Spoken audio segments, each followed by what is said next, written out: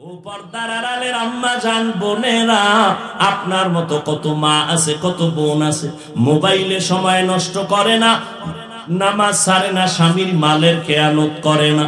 এরে আম্মা জান, আপনাদের জীবন কত ধন্য। আপনাদের সন্তানদের এতক্ষণ যত বয়ান শুনাইলাম, এটা বাস্তবায়ন যদি করতে চান আপনাদের অবদান থাকবে, না হয় পারবে না। কারণ গাছ ভালো হলে ফল ভালো হয়, গাছ খারাপ হলে ফল খারাপ হয়। আপনারা তো এত দামি, আপনাদের অবদানের কারণে আজ আমি এই রাস্তায় চলে আসছি। প্রত্যেকটা মানুষ ভালো হওয়ার পেছনে মায়ের অবদান, খারাপের পেছনে মায়ের কারণ। মা যদি আখলাক খারাপ, সন্তানও খারাপের দিকে যায়। আম্মা জানের আদর্শ যদি ভালো হয়, সন্তান ভালো হয়। দুনিয়ার লাইনে আখিরাতের লাইনে মায়ের কারণে ভালো। এরে পর্দার আড়ালের আম্মা জানেরা, আপনার জীবন কত ধন্য। আমি বলি না আপনার সন্তানটাকে স্কুল থেকে মাদ্রাসায় দিয়ে দেন, একবারও আমি বলবো না, বরং বলবো মা আপনার সন্তানটাকে ডাক্তার বানান, ইঞ্জিনিয়ার বানাবেন, প্রফেসর বানাবেন। ওই কথা আগেরটা বেয়াদব বানাবেন না। আপনি যদি দোয়া করিয়া সন্তানটাকে কোরআন শিখায়া পড়তে দেন, ডাক্তার হইয়া একদিন কোরআন পড়বে, মায়ের জন্য দোয়া করবে।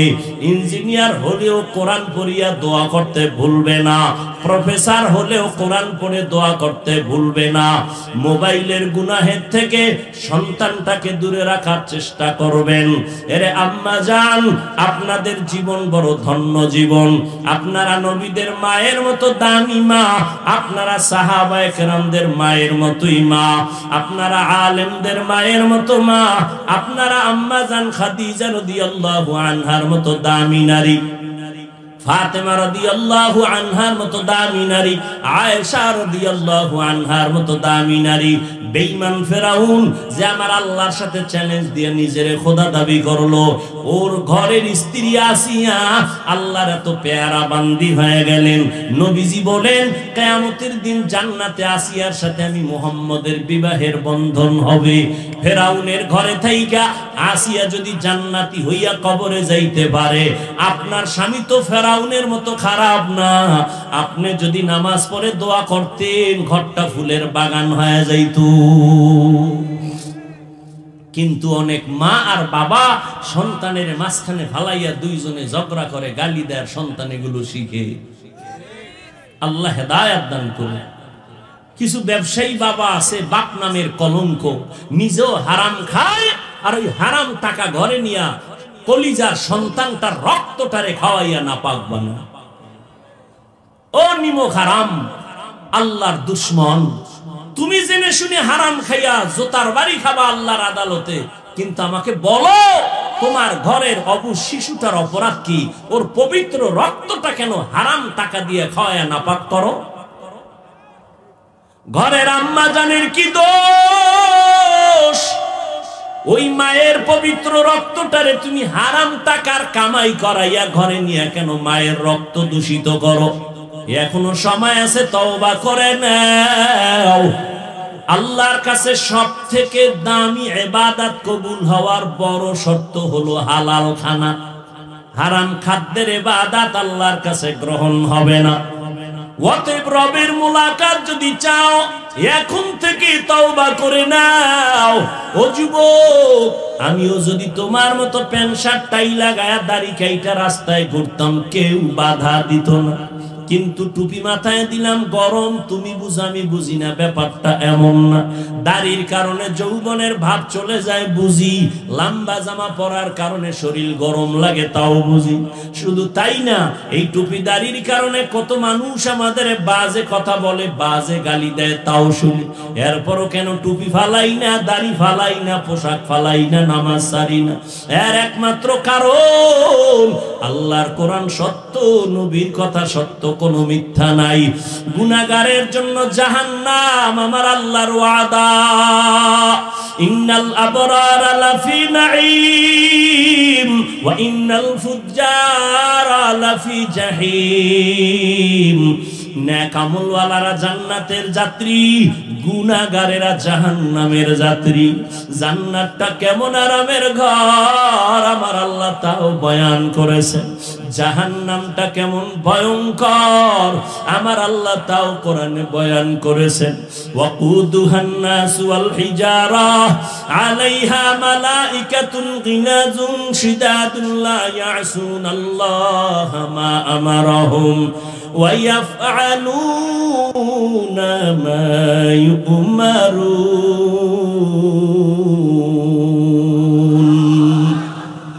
আল্লাহ বলেন এমন জাহান্নাম গুনাহগারের, যেই জাহান্নামের ইন্ধন হবে মানুষ আর পাথর। দুনিয়ার আগুন জ্বালাইতে মানুষ নরম নরম জিনিস ব্যবহার করে, কেরোসিন খেরকুটা দিয়ে আগুন জ্বালায়। আর জাহান্নামের আগুন এত ভয়ঙ্কর, যেই জাহান্নামের আগুন জ্বালাইতেই প্রথমে আল্লাহ ব্যবহার করবেন শক্ত জিনিস। কি বলে? মানুষ আর পাথর। কোন মানুষ দিয়ে জাহান্নামের আগুন জ্বালাবে জানা নাই। এই জন্যই তো ওমরে ফারুক, যাকে শয়তান পর্যন্ত ভয় পায়, ওই ওমর চোখের পানি ছেড়ে জান্নাতের টিকিট হাতে পাইয়াও কান্না করে আর বলে, আমার মাওলায় যদি বলে ফেলে সব মানুষগুলো জান্নাতে যাবে, একজন জাহান্নামে যাবে, আমি ওমর ভয় পাই সে জাহান্নামী আমি হয়ে যাই নাকি। আবু বকর নামাজে দাঁড়ায় কান্নার আওয়াজ, উসমান রাদিয়াল্লাহু তাআলা আনহুর কান্নার আওয়াজ।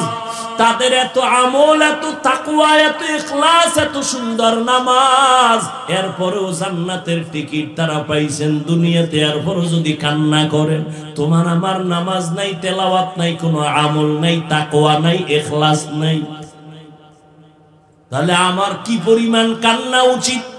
আর যারা নামাজই পড়ো না, তোর তো কান্না করে করে মরে যাওয়া দরকার রে যুবক। আল্লাহর আদালত বলতে তো একটা আদালত আছে, কেমনে হাজির হবি? এই ময়দানটাই হবে, জমিনটাই হবে কিয়ামতের মাঠ। আরাফার ময়দান মক্কার পাশে হবে, আল্লাহর স্টেজ হবে, বিচারের আদালত। ওই দিন কত ভয়ঙ্কর। আম্মা জান আয়েশা কান্না করে দেখে নবীও কাঁদেন। আম্মা জান আয়েশা বলেন, নবী আপনি কাঁদেন কেন? বলে, কিয়ামতের ভয়ঙ্কর কথা আমার মনে পড়ে গেছে, কাঁদতেছি। ওই দিন কত ভয়ঙ্কর হবে কিয়ামতের মাঠ, যেই দিন মানুষ, নারী আর পুরুষগুলো হাসরের ময়দানে উলঙ্গ দাঁড়াবে, কেউ কারো দিকে তাকানোর সুযোগ হবে না।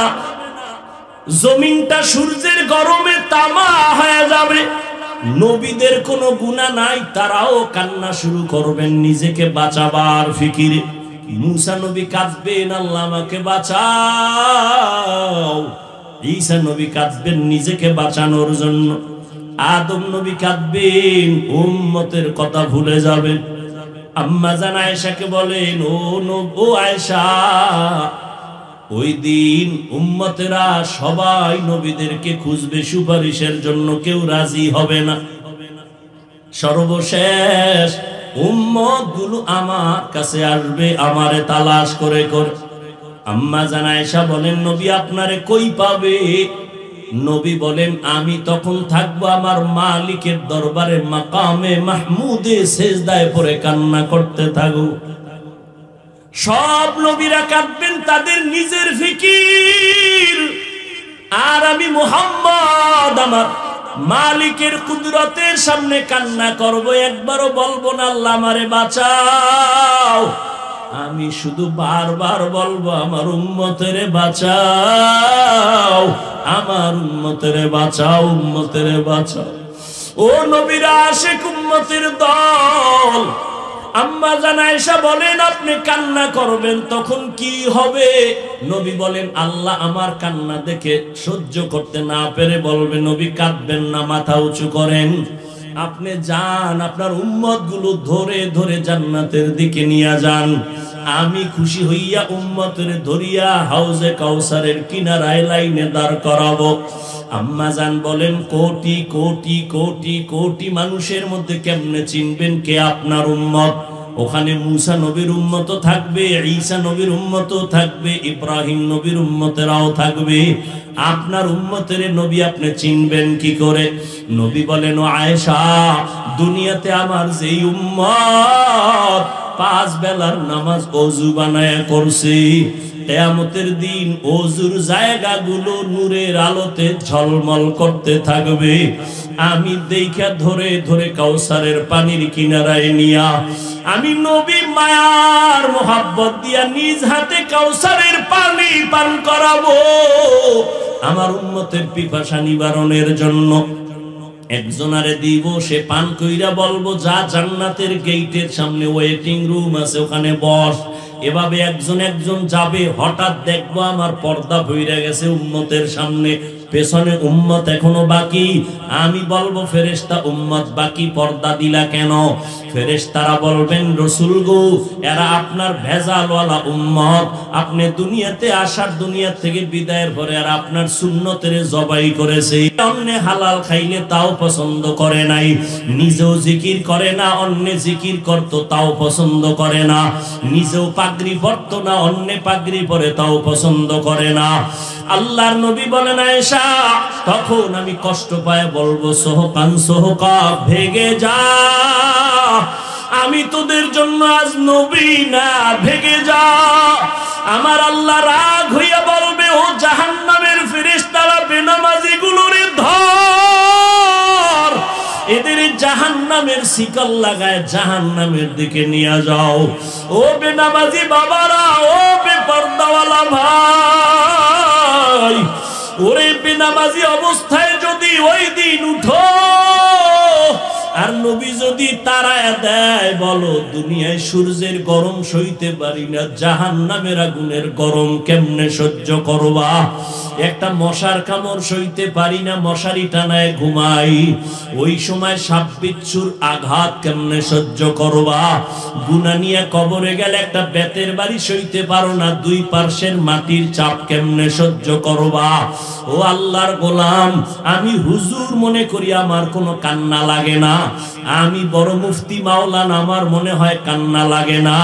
ওরে আমি যত বড় দাবি করি, সাহাবাদের থেকে তো বড় হতে জীবনে পারবো না, মনে করাটাও গুনাহ।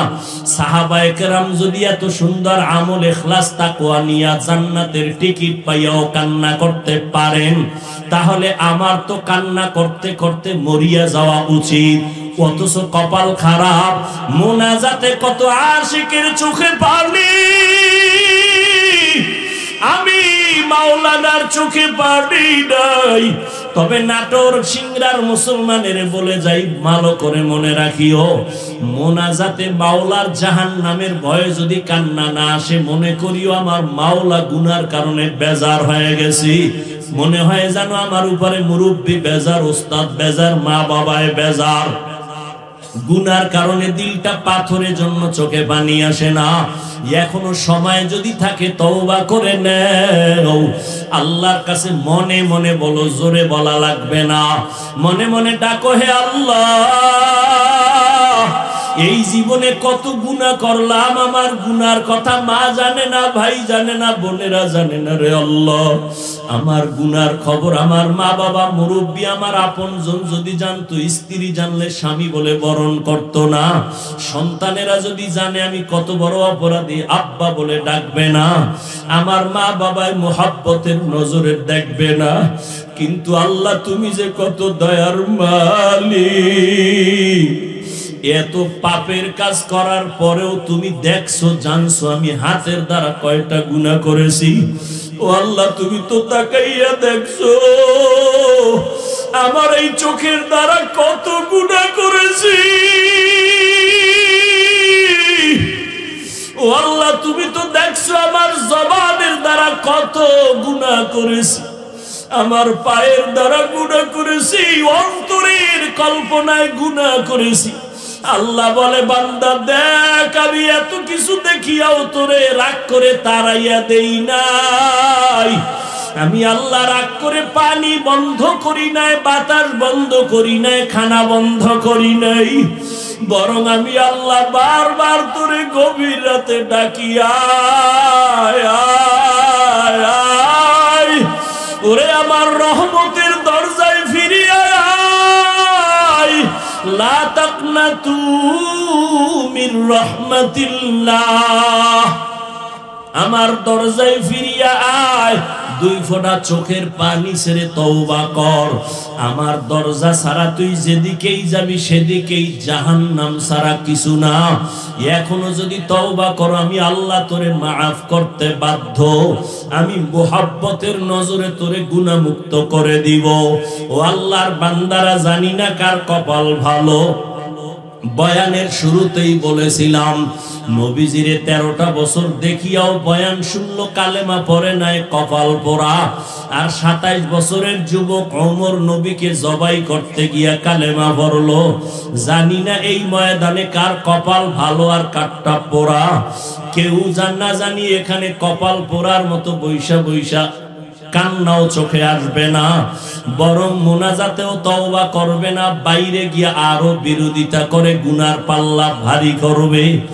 আর কিছু আল্লাহর গোলাম থাকতে পারে, আশা করি যে ওমরের মেজাজ নিয়ে বসছে, হঠাৎ মরণের কথা স্মরণ হইয়া গেছে, চোখের কোঠায় পানি আসছে। ওই বান্দা কান্না করে আর কি যেন আমার মাওলার কাছে বলতেছে। ওই বান্দা টাকা চায় না, বাড়ি চায় না, গাড়ি চায় না, ও বলে আল্লাহ আর গুনাহ করব না, নামাজ ছাড়বো না, আর বেপরদায় চলবো না, আর জবানে গালি দিব না, গীবত করব না, এই ময়দান থেকে গুনাহ নিয়ে বাড়ি যাব না রে আল্লাহ। ও আল্লাহ, আপনি তাকাইয়া দেখেন এই ময়দানে কার দিলটা ভাঙ্গা, কে যেন গুনার কথা স্মরণ করে তওবার নিয়ত করতেছি। ও আল্লাহ, কুদরতের নজর দিয়া দেখেন। ও বাবারা, যাদের তওবার নিয়ত আছে, গলায় ছুরি আসবে, মরে যাবা, তারপরেও দাড়ি কাটবা না, নামাজ ছাড়বা না, বেপরদায় চলবা না, মা বাবার সাথে বেয়াদবি করবা না, আলেমদের বিরুদ্ধে যাবা না, ওলামায়ে কেরামের পরামর্শ নিয়ে নবীর সুন্নত মেনে নামাজ পড়বা, মুরব্বীদের দোয়া নিবা, শিক্ষকের সাথে বেয়াদবি করবা না, আদর্শ মানুষে দুনিয়াতে চলবা। তওবা করার মতো যদি অন্তর তৈরি হয়, মুনাফিকি না থাকে, তওবার নিয়ত যাদের আছে, অন্তর তৈরি আছে, খাঁটি তওবার নিয়ত যাদের আছে, দুটো হাত আল্লাহকে দেখাইয়া দাও। আয় আল্লাহ, হাতগুলো কবুল করে নেন। আমাদের তওবার নিয়তে হাত তুলেছি, খালি ফিরাইয়া দিয়েন না রে আল্লাহ। আয় আল্লাহ, আমরা কত গুনাহ করছি, তওবা করছি, আর গুনাহ করব না। আয় আল্লাহ, দাড়ি কাটবো না, নামাজ ছাড়বো না, বেপরদায় চলবো না, মা বাবারে কষ্ট দিব না, নবীজির তরিকা মেনে উলামাদের পরামর্শ নিয়ে চলবো, দোয়া নিয়ে চলবো। আমাদের তওবা কবুল করে নেন, তওবার উপরে মজবুত হইয়া চলার তৌফিক দান করেন, আমিন। আলহামদুলিল্লাহি রাব্বিল আলামিন, والصلاة والسلام على سيد الأنبياء والمرسلين وعلى آله وأصحابه أجمعين يا أرحم الراحمين يا أرحم الراحمين يا أرحم الراحمين رب ارحمهما كما ربياني صغيرا اللهم إنك عفو كريم تحب العفو فاعف عنا اللهم إنا نسألك رضاك والجنة ونعوذ بك من سخطك والنار اللهم إنا نعوذ بك من البرص والجنون والجذام وسيء الأسقام اللهم إني ظلمت نفسي ظلما كثيرا ولا يغفر الذنوب إلا أنت فاغفر لي مغفرة من عندك وارحمني إنك أنت الغفور الرحيم উদয়ার মালিক কুদরতের নজর দিয়ে তাকায় দেখেন এ ময়দানে কত উলামায়ে কেরামরা হাজির, কত মুরব্বী হাজী সাহেব, ব্যবসায়ী চাকরিজীবীরা হাজির। আয় আল্লাহ, কত যুবক, কত ছাত্র ভাই, পর্দার আড়ালে কত মা বোনেরা হাত তুলেছেন। আয় আল্লাহ আমরা সবাই জাহান্নামের আসামি গুনাহগার। শয়তানের ধোকায় পড়ে কত নামাজ ছাড়ছি, শয়তানের ধোকায় পড়ে কত জবান দিয়া মিথ্যা বলেছি, গীবত শেকায়াত করেছি, কত গালি দিয়েছি। ও আল্লাহ, শয়তানের ধোকায় পড়ে চোখের গুনাহ করেছি, হাতের গুনাহ, পায়ের গুনাহ।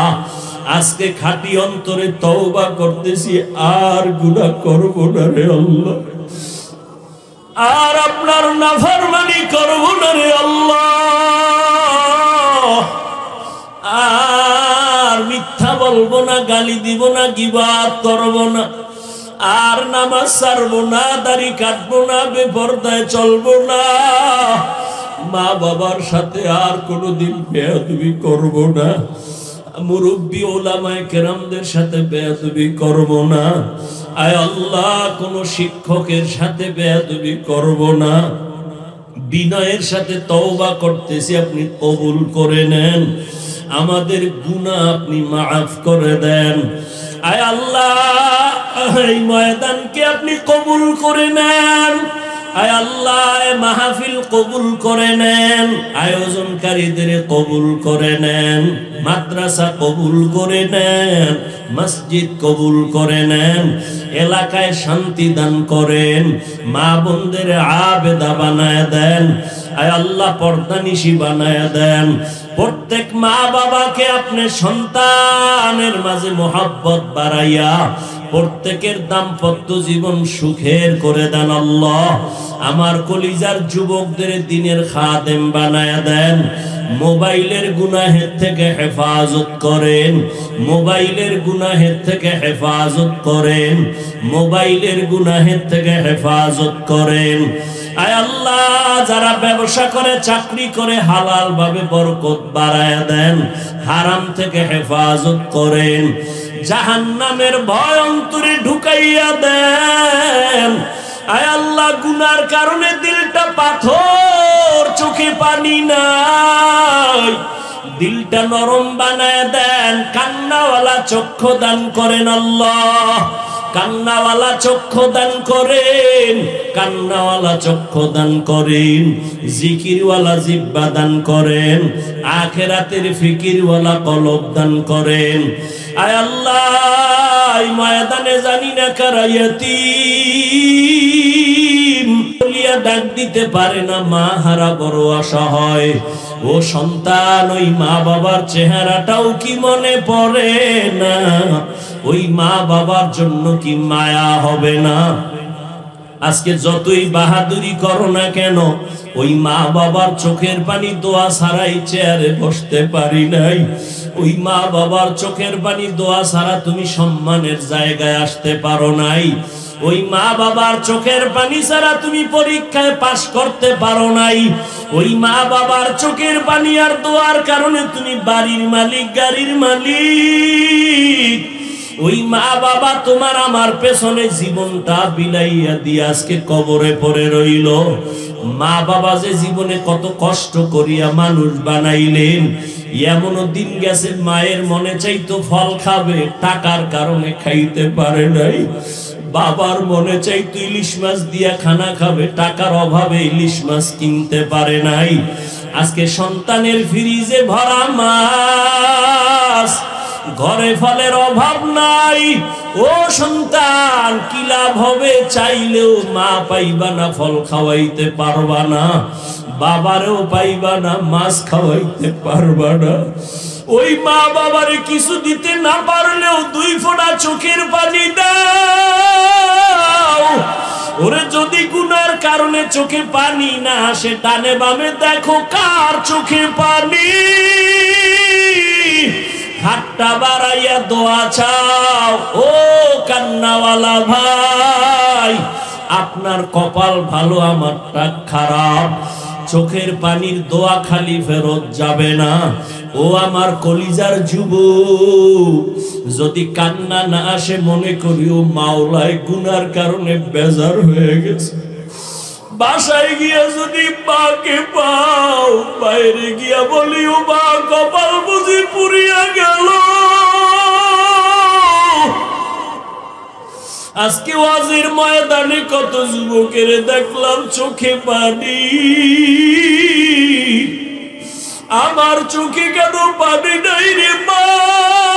গুনার কারণে বুঝি আমার আল্লাহ বেজার।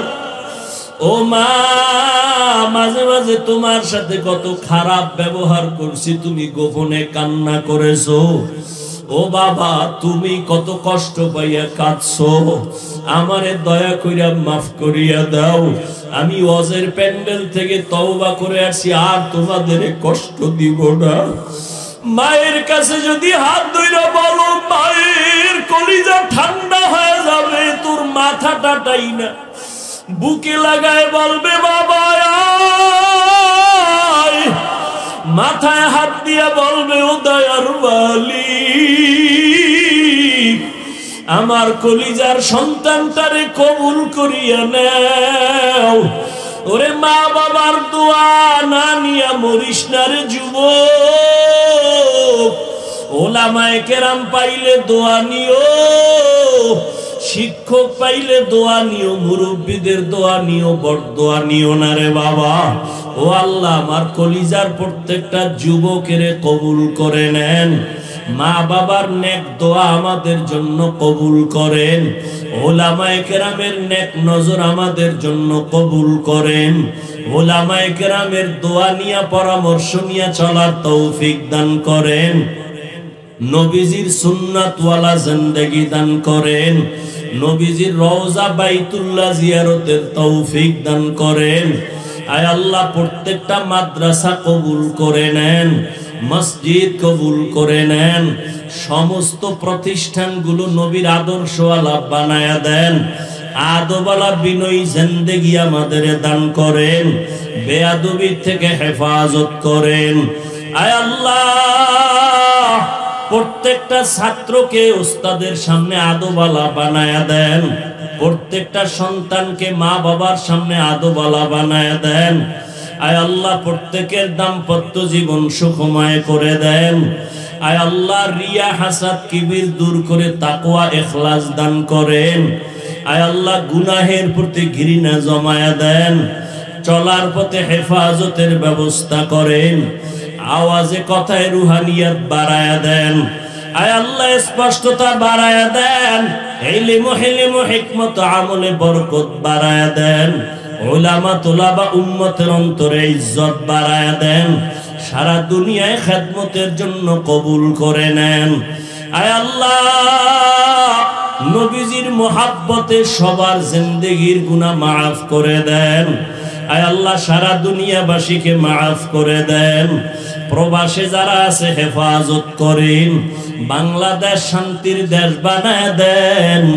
জালেমদের জুলুম থেকে হেফাজত করেন। পরস্পরে হিংসা দূর করে মোহাব্বত বাড়ায় দেন। আয় আল্লাহ, সুন্নাত ওয়ালা জিন্দেগি দান করেন। নবীজির রওজা বাইতুল্লাহ জিয়ারতের জন্য কবুল করে নেন। আয় আল্লাহ, মুরব্বি মেনে চলার তৌফিক দান করেন। শয়তানের ওয়াসওয়াসা থেকে হেফাজত করেন। আয় আল্লাহ, শিরিক মুক্ত ঈমান আমল দান করেন। আয় আল্লাহ, আমাদের জাহির বাতিনকে পরিশুদ্ধ করার ব্যবস্থা করে দেন। বাতিলের মোকাবেলায় বিজয় দান করেন। উলামায়ে কিরামদের এক ও নেক হইয়া কাজ করার তৌফিক দান করেন। নবীজির মুহাব্বতে আমাদের দোয়া কবুল করে নেন। ওয়া সাল্লাল্লাহু তাআলা আলা খাইরি খালকিহি মুহাম্মাদিন ওয়া আলিহি ওয়া আসহাবিহি আজমাইন। আয় আল্লাহ, সভাপতি অসুস্থ, দোয়া চেয়েছেন, সুস্থ করে দেন। আমাদের সবাইকে সুস্থতার নিয়ামত দান করেন। আয় আল্লাহ, বেশি বেশি নেক আমলের তৌফিক দান করেন। সাবিরিন, শাকিরিন, জাকিরিনদের অন্তর্ভুক্ত বানায়া দেন। আয় আল্লাহ, নামাজ কাজা হওয়া থেকে আমাদের হেফাজত করেন। আয় আল্লাহ, সহি তরিকায় কথা বলার, আমল করার তৌফিক দান করেন। আল্লাহুম্মা নవ్বির কুলুবানা বিনূরি মারিফাতিক। আল্লাহুম্মা তাহহির কুলুবানা আন গায়রিক। ইয়া আল্লাহু ইয়া আল্লাহু ইয়া আল্লাহ।